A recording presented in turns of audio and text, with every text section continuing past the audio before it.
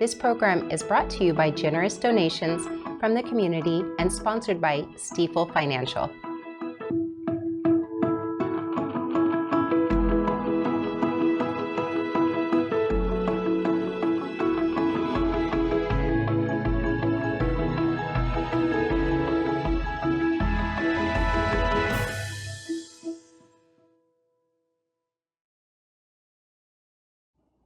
Good evening. My name is Lynn Forbes, your host for tonight's edition of Nevada County Now. Nonprofit food programs are reeling from the impact of the recent executive orders issued by President Donald Trump, which have frozen federal funding and restricted key resources for charitable organizations. The abrupt changes have left food banks, meal delivery services, community kitchens, and farming programs scrambling to fill the gaps for millions of Americans. One of the most significant blows to nonprofit food programs came in the form of an executive order suspending certain federal aid programs for 90 days, which has effectively stalled financial support for food assistance initiatives. Many organizations rely heavily on federal grants to stock pantries and distribute meals, and without this funding, they face severe shortages. In addition to funding freezes, executive orders restricting agricultural imports and tightening regulations on government food contracts have exacerbated supply chain issues. Food banks that depend on surplus United States Department of Agriculture commodities are experiencing delays, leaving shelves empty. Keeping up with the demand to feed the American people requires government help. With these freezes, the food won't get to the distribution centers fast enough. There are fewer deliveries and higher prices, which makes it almost impossible to keep up with the demand. We will take a short sponsor break and be right back with more of this story. Thank you to Stifel Financial, proudly helping individuals pursue financial goals, businesses and organizations raise and protect capital, and communities offer a higher quality of life. To learn more, visit www.stifel.com.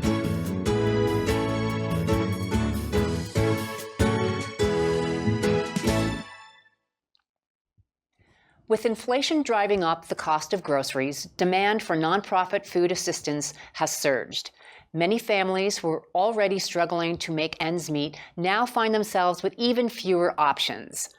Hunger doesn't take a break. As food insecurity worsens, nonprofit organizations must rely on community donations and local support to keep their operations running. However, without swift federal action, millions of Americans may face even greater hardship in the coming months. Recent executive orders have also introduced significant challenges for American farmers, affecting funding, research, labor, and trade.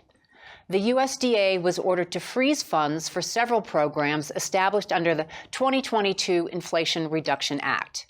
This action left hundreds of farmers responsible for millions of dollars in unpaid bills for conservation projects aimed at improving soil health and water quality. The sudden halt in funding has created financial uncertainty for those who have already commenced these initiatives. Additionally, the dismantling of the U.S. Agency for International Development, USAID, has led to the closure of agricultural research laboratories at land-grant universities in 13 states. These labs were instrumental in advancing seed technology and developing global markets for American commodities. The administration's executive orders on immigration have also introduced uncertainty regarding the availability of agricultural labor. These policies have already led to labor shortages, which has resulted in many crops being left to rot in the fields. This ultimately will increase operational costs for farmers, thus being passed on to the consumer. Our political correspondent, Mary Jane Hungart, sat down with Eli Bacon from Sierra Harvest to discuss the recent temporary pause memorandum and how it impacts our community. What could happen with the removal of these types of funds are a lack of technical support and education and training for future farmers, from Sierra Harvest perspective. Certainly, if other elements are cut, there are programs out there for farm workers. There's certainly a concern around farm workers who are or are not here legally. We are already starting to see the impact of that in the fields, and that farmers are having a hard time securing labor. We are about to go into farming season, and certainly if there is still fear around that, right or wrong, we could absolutely have an impact on our abilities to secure food. And for rural communities like ours, what that leaves us is we are now then reliant upon the larger industrial agriculture providing those things. And so again, it goes back to value systems. And if you like organic food and regenerative ag food, and you like local farmers and you want to support them, part of that is supporting the labor that gets the food onto the plate. So we are seeing already that impact on a small scale. I would predict that if these types of funding crunches continue to happen, we would see that on a larger scale, and that does make us vulnerable.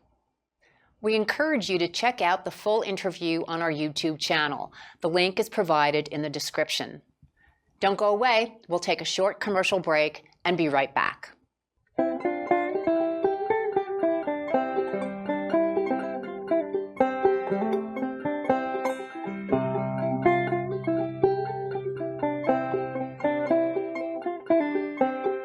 One of our goals as an agency is to bring that awareness that in our community there's still needs out there for firewood, especially in the senior population, and that together as a community, we can meet that need. Each year gets a little harder and a little harder, but just seeing this, I feel like one of the lucky ones.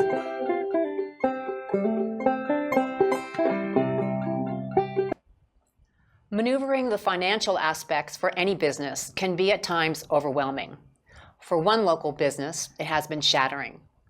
It was reported that one of our beloved Nevada City businesses was fined thousands of dollars by Visa because they charged a 50-cent fee for any sale under $6. This fine was a first-time offense. It is important that business owners know the Visa laws, which state there will be no surcharges and no percentage increases for credit card use. Small businesses will always do best with cash, but consumers also want the convenience of the card. Many retailers were or are charging a fee for card use versus increasing prices to account for the surcharges. This practice may not be the right decision. And here to help us figure all this out is MJacobs from Card Connect Services. Welcome, nice to meet you. Nice to meet you, Lynn. This is it can be a complicated issue. Yes. First off, I'd love to hear more about you and your company, and then if we can, kind of jump into the surcharge issue, and you can make sense of it for our audience, that would be fantastic. Yeah, absolutely. So my name is MJacobs. I'm with Card Connect Services, and we are a local merchant services provider.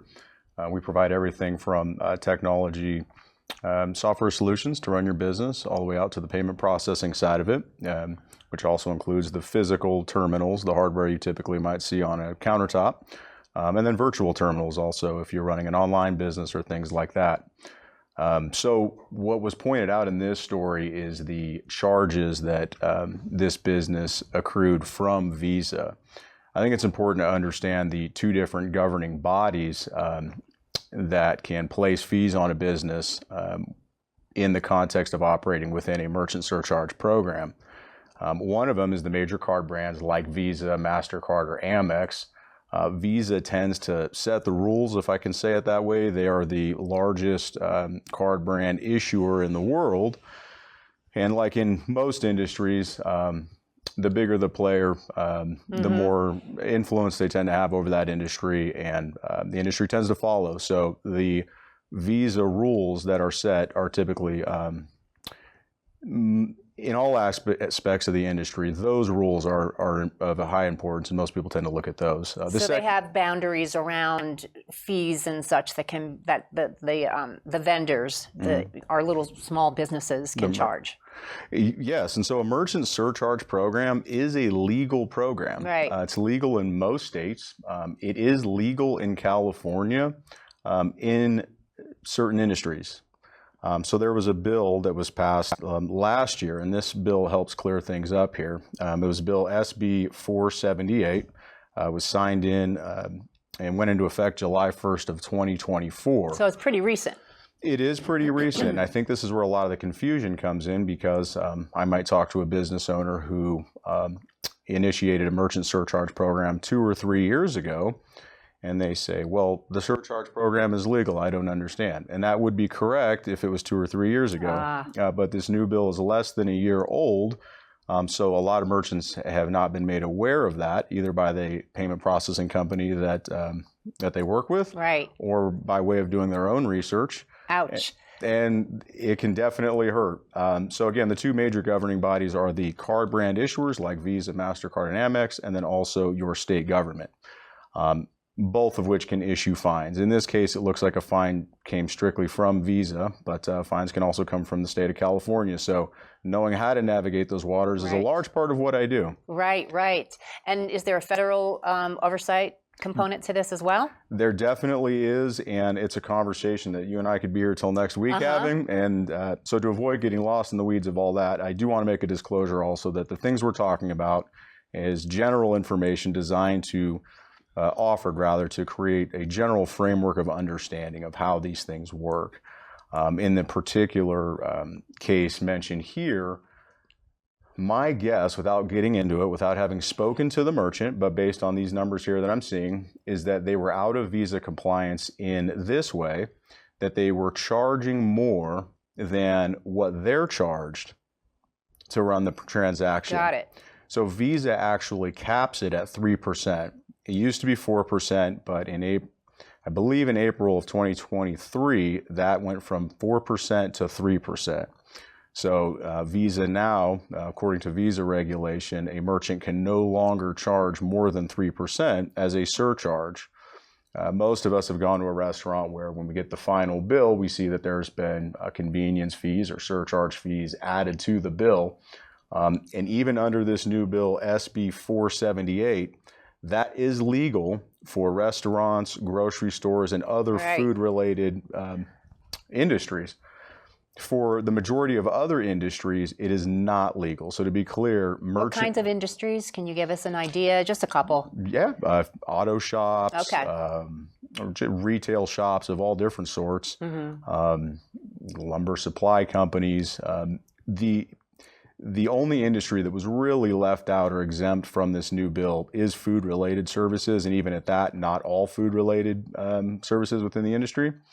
So it's a dynamic conversation that really needs to be looked at on a case-to-case basis. So again, just having the general conversation, I get the question all the time, is it legal?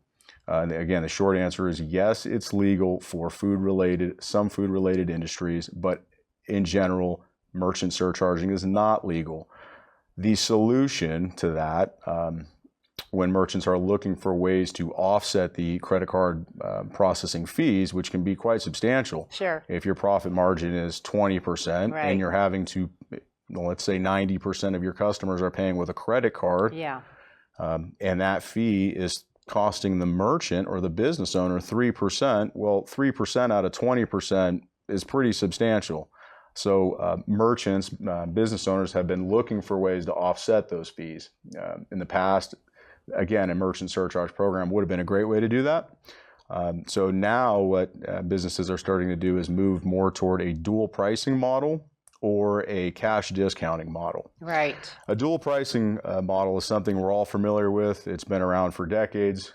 You've probably seen as you're driving down the road, you'll see gas stations with 2 different prices. Yes. I was going to ask you about gas. So a surcharge program is different than dual pricing. And the entire premise around even this law here is that there's full price transparency. And so this law, it's also referred to as the honest pricing law. It doesn't seek to price control. It seeks to make sure that the consumer has the full price in front of them prior to purchase. In other words, the price that I see on the shelf is the price I should expect to pay at the register. When you contrast that to a surcharge program, I might see an item on the shelf for $10. When I get to the register, it's $10 plus the 3%. Well, if somebody's trying to run a budget and they have a shopping cart full of goods worth $100 or $500 and they think that they can afford that shopping cart, when they get to the register and you put 3% on top of that, that could create a different scenario. And so again, price presentation and transparency is really the premise of what this law is seeking to accomplish, so that the consumer's not surprised. And again, full disclosure, I'm not a lawyer. This is just an interpretation that anybody can find, and we'll post the URL so you can look this information up yourself as well. That'd be great. That'd be helpful. You know, when I go to the nail salon, as an example, and they ask cash or card, it's always card, by the way, and I just just to complicate things even further, I tried to use Venmo at this nail salon the other day, and my bank is no longer using Venmo. Interesting. So they're using Zelle. But anyway, we'll have you back for that. But she said she charges $1 extra for a credit card transaction. So that's sort of like, you know, not a cash discount per se, but it's an additional charge on the fee. Yes, and there were programs that were split charges where, you know, the merchant would say, they would approach it from a fairness perspective and say, well, I don't want to absorb the entire cost of credit card processing, but I don't want to put that entire cost on the customer. Where can we meet in the middle? A lot of people are familiar with Square, and so Square carries typically a 3% cost. And so 3% tends to be an industry standard. And so a merchant might say, I'll cover 1.5%, and then the customer can cover 1.5%. So that might be where that came from. I'm not sure. I don't know what program they're set up on, but they did a good job on my nails. I just want to, you know, I didn't mind paying the extra $1. Yes, just making sure that $1 is not above and beyond the actual cost of running that transaction. Right. Well, thank you so much for giving us a bit of a framework about this. And in the show notes, we'll put the URL that where people can do some more investigations. And if they do want to call you for advice, how can they reach you? Yeah, the best way to get a hold of me would be an email. I'll be more than happy to supply you with that. We'll put that in the show notes? Awesome. Okay. Thank you so much. Very interesting. Pleasure. Thank you, Lynn. Don't go away. We'll be right back with a very special guest. If you are dining outside at a restaurant and someone is smoking a cigarette or using an electronic smoking device, you are being exposed to secondhand smoke. But what if you're in your own home and a neighbor's smoke is drifting in? Every person should have the right to live in a smoke-free environment to protect their health and the health of their family. I live in an apartment and my son was coughing more than usual. I realized it was because our neighbor's smoke was affecting him. I tried putting a wet towel under the door and I asked the neighbor to please not smoke inside. He smokes outside sometimes, but the smoke still comes in. I'm really worried about my son's health.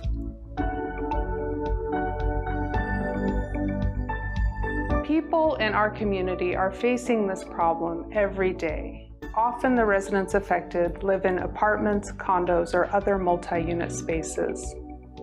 Many people are unaware that all secondhand smoke is dangerous. This includes smoke from vapes, hookahs, and cannabis too. Take action today to help protect some of our most vulnerable community members from the dangers of secondhand smoke. Let's make living smoke-free an option for all Nevada County residents. Go to smilenevadacounty.com to share your story, get involved, or to find ways to quit. The Nevada County Tobacco Prevention Program is here to help.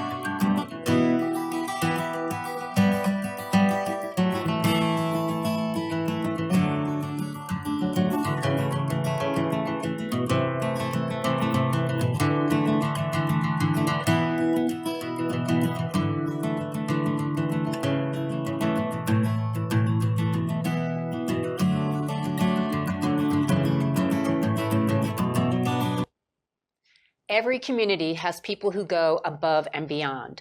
But if they're lucky, they have a Brad. Our next guest is Brad Piecemer, is no stranger to going above and beyond. He is here to talk to us about Random Acts of Kindness Day, which is today, which he practices every day.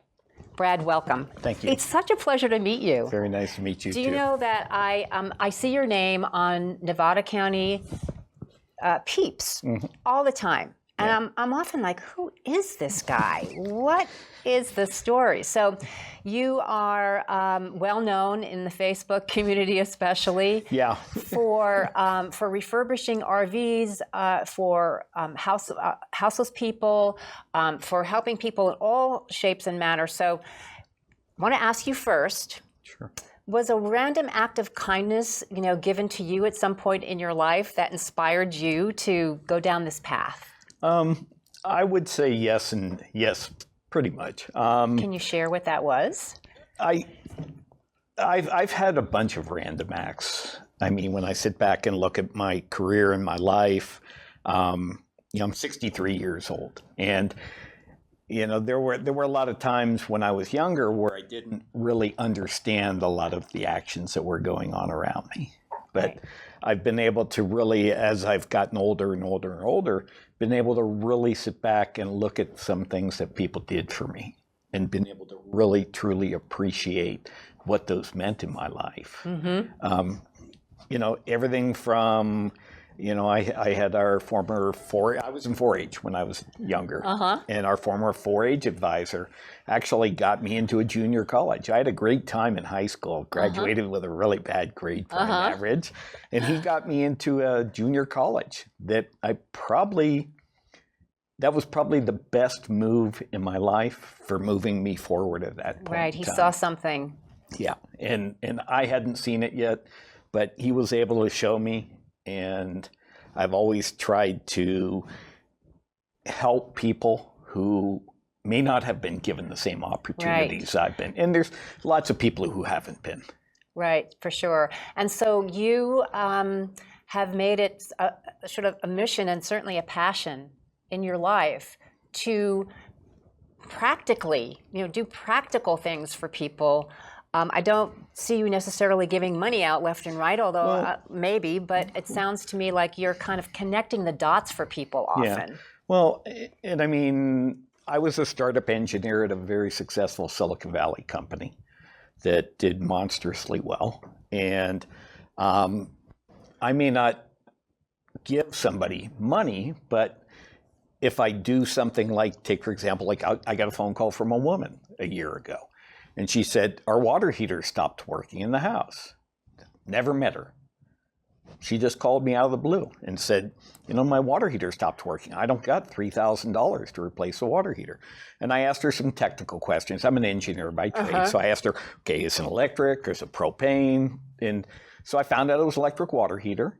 I didn't have anything in stock. And normally, to my wife's dismay, I'm a little bit of a collector. I collect all kinds of household Sounds familiar. Stuff that I can utilize while I'm doing projects for people. I found a water heater down in Sacramento. It was down at a salon. They'd put the water heater, an electric water heater. They put an electric water heater in the salon. Didn't heat up water fast enough for all of the ladies in there. They didn't want to get a haircut and a wash with cold water. Right. So I called him and I explained what I do. And the guy said, why don't you come down? He said, if you can take it out, you can have it. It was a $985 water heater. Yeah. And I just explained what I do. Yeah. And he said, okay. I drove down to Sacramento, went and picked it up, arrived at this woman's house, came and knocked on her front door, and she opened up the door. She said, who are you? And I said, I'm Brad. And she looked at me and said, Brad with water heater, Brad? And I said, yeah. I said, water heater, Brad. I said, I've got one in the back of my truck. It'll take me about half an hour to install it. Is that okay if I do that right now? And she went, yeah. So I brought it in, brought it down 3 flights of stairs, which in itself was a little bit of like wrestling a gorilla. Brought it in, took the old water heater out, put the new water heater in, And about half an hour, 40 minutes later, they had hot water. Yeah, that's amazing. And she just asked me, she said, you know, what do I owe you for this? I said, you don't owe me anything. I said, I just ask that you do one simple thing. Do something for somebody else. Because the way I look at the work that I do is like throwing a rock in a pond. And basically the ripples that come from that rock reflect off of everything else in that pond. And you get more and more and more ripples. And that's, from everything I see, that's exactly what happens in your world. Yeah. I see you putting things out there. At least I see you on Facebook, and people step up left and right. Yeah, and that's it. And I have a lot of people who have said to me, well, what's your end goal? And they just don't understand some of the times what I'm doing. Right. And there is no goal per se. Yeah, I mean, right. And there is no end goal. Actually, there is an end goal, and that is to get other people to help other people. Right. And there's just so many people right now who are on the very bottom of life's ladder. And it's a huge number of people right at the moment. And all these people need is something simple. I mean, I'm not asking them for a kidney, or I'm not, you know, something like that. I'm just asking them to just check in. If your next door neighbor, you know, they're an 85-year-old couple, and they say, well, you know, we weren't able to get on the senior firewood program this year. We made a call in July, and we were supposed to call by June, and we don't have any wood this year, and we're both freezing. I'll arrange to get a quart of firewood brought over and dropped. I pick up a lot of the what I call the overlooked from the Nevada County Senior Firewood Program. Yes. I mean, I deliver between 100 and 140 cords of firewood a year. Yeah. Wow. So I just got a new trailer today. Yay. Yeah, which will be 269 that I've done in 8 years. And I also got a car from the family too. So they gave me the trailer and their car. The car I already have a family situated for, but that one is 169 cars in 5 years. Holy and smokes. when I sit down and think about, you know, these are cars that are needed to keep food on the table, to keep a roof over their heads, Go to your job. Yeah, You know. I mean, those things. If you don't have a car up here, you're going to have a hard time keeping and maintaining a job. Yeah, it's a problem. And keeping, you know, and getting your kids to school. Yeah, you know, going to medical appointments, doing just things that all of us take for granted. Yeah. And it's not that hard to do things. hard. I mean, you know, there are times when I'll walk through the grocery store and I'll see some older folks who are sitting there counting out what looks like all the change they found in their sofa to buy their food. And I'll walk over and I'll pay for it. It's not a huge amount of money. Which a lot of But for them, can do. But for them, it's a monstrous amount of money. Right. And it's a monstrous thing that suddenly they go, you know, we don't, and a lot of people don't understand it until I just tell them. You know, I give them my name and I just say, I just like for you to do something for somebody else. This is not tough. And they go, well, okay, we can do that. And that's all I ask for. It's just do something for somebody else. What does it do? I mean, does it do for your soul? I mean, you must lay your head down on the pillow at night and then just be grateful that you're even able to help, I'm sure. Very, very much so. For me, it's just, you know, my parents did a very good job at raising their kids. Apparently. Well, good job, Mom and Dad. Yeah. And I mean, my father passed away from colon cancer about 15 years ago. My mom's in her late 80s in a senior retirement facility down in the Bay Area. Mm-hmm. And, you know, I go visit my mom occasionally, and she knows my dog's name, but she doesn't know my name, which is okay. But, you know, occasionally I'll call her and she'll know who it is. But the thing is that my mom and dad also took a great deal of pride in reminding their kids that not everybody is given the same opportunities that you are. And you need to respect that. Yeah, what a beautiful thing. Yeah. And clearly you heard. Yeah. You heard that message. And you're an inspiration. And thank you. I'm so glad to have met you in person, but stick around for a few minutes. I wish we could find a way to replicate Brad over and over and over again here in Nevada County. So Yeah, thank you. Don't go away. We'll be right back with more. Hi, I live in a state of hopefulness, not because life is easy, smooth, or without pain that at times has felt unbearable, but because life has shown me that hope hides in the darkest of corners. Life has also shown me time and time again that hope is constant. Spring comes, the bud opens, we see and get to feel the love that surrounds us all in this amazing community. Hope is always present. Sometimes we just need to look a little closer.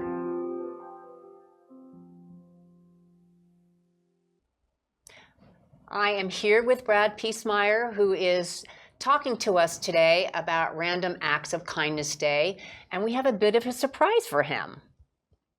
Okay, Brad, are you ready? Sure. What do you think that you, and I want to get this right because my producer gave me these notes and I don't know planes, so I want to make sure I'm not saying the wrong thing here. What do you think this F-16 and you have in common? Guess. I built part of it. You built part of the... When I worked for Aerojet, Oh, yeah. my goodness. Okay, I didn't expect that explanation. Okay, all right, so listen to this. Are you ready? Sure. Okay, we have been tasked, we meaning Nevada County Media, with finding a hometown hero by the U.S. Air Force 9th Reconnaissance Wing. And the Thunderbirds demonstration team will be inviting one individual to fly with them at the June air show at Beale Air Force Base. So we want to show you a little piece of what you might experience. What do you think of that puppy? They're neat aircraft.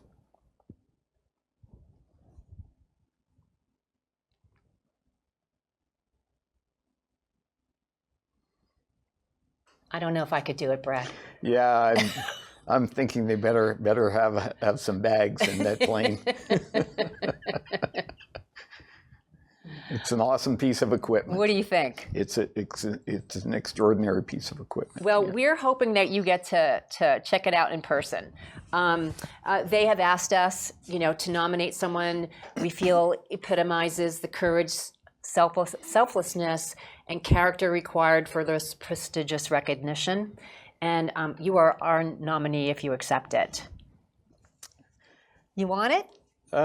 Yeah, I think it would be very interesting. So thank you. It's a very gracious gift. Congratulations. I don't know how we can thank you in real and, experiential ways, but we're really hoping that they select you. And if not, you are our hero every day. So we really thank you for your service to our community. If there's anything we can do to help you in your work, please let us know, because as you say, a lot of it's easy, right?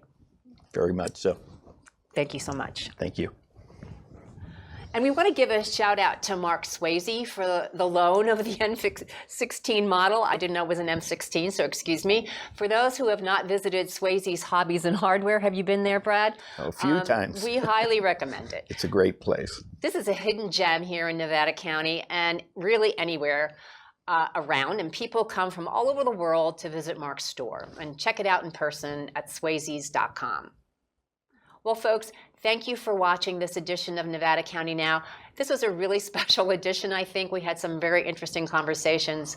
If you would like to help contribute or write stories, appear on a show, or even become a host, please check out the details on our website at nevadacountymedia.org/NCN.